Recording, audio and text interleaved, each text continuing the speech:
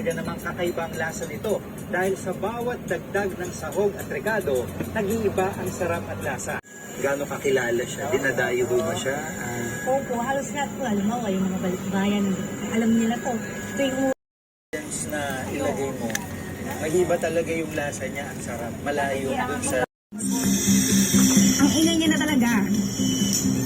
Pumutok talaga siya. Umuusok talaga siya. Nagulat ako.